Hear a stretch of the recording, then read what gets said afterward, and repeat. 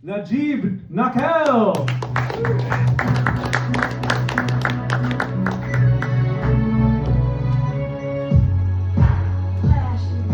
Good evening.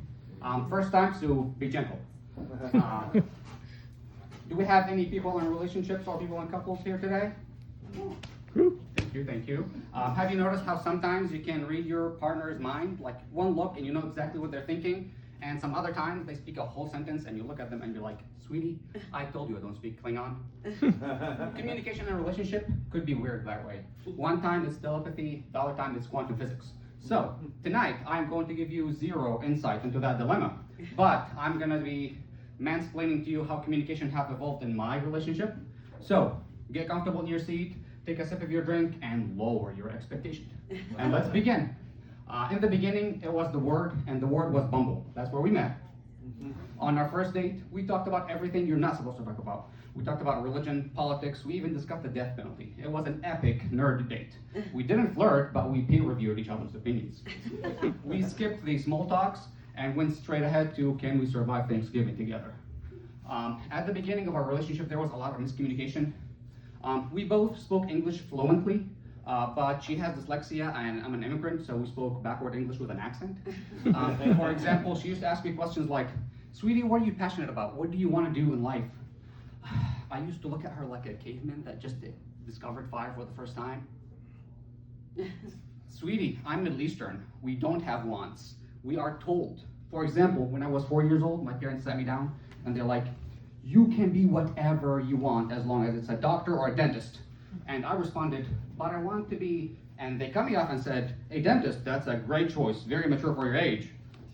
So she asked me another confusing question. She was like, what are your hobbies? What do you like to do? I looked at her with the same exact face. Sweetie, I just figured out 5 minutes ago I can have one. Do you think I already know about likes?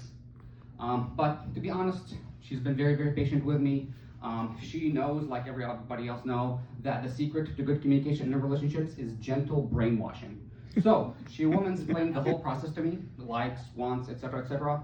And honestly, it's very, very fair. After all the mansplaining I did, that was just her cashing her reward points back to me.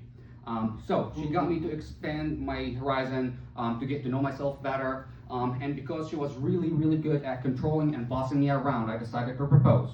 So one day we were coming back from grocery shopping. We both are in our casual clothes. She was carrying a box of strawberry, the romance fruit.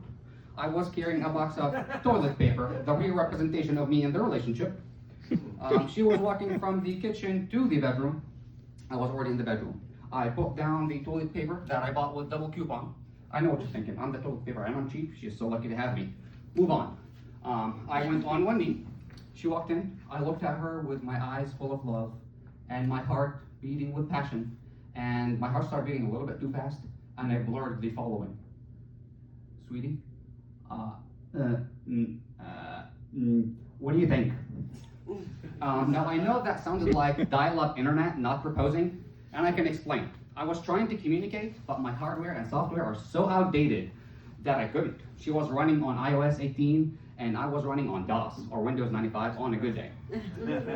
So she leaned at me, confused of course, because she just saw a human being turn into a modem, and said, sweetie, are you proposing or are you speaking one of your made-up languages? And if I'm being honest, I don't remember what I answered to that question. I blacked out. I proposed in like a ancient Middle Eastern panic language of some sort.